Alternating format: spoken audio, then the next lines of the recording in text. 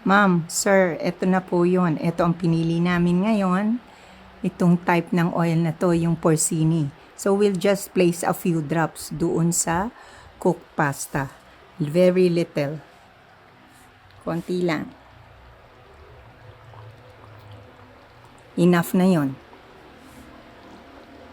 So, just stir. Kasi luto na to. Nasa low flame. Naka-off na. Just let it boil. Then it's cooled down. Then you can serve.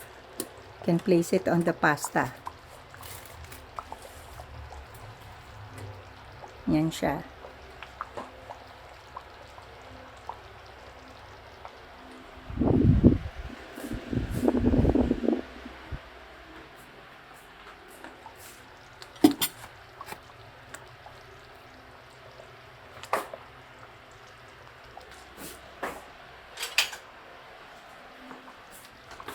Ito siya ngayon.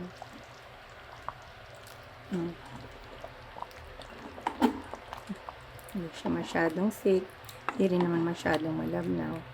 Then we just place 1 scoop over the pasta. Tapos okay na siya. That. 1. At the center. Then another, a little more. Depende sa dami ng pasta nyo. Para hindi overpowering. Oh, enough na yan for a little serving. Hope you like it. Taste it. Ang bango po.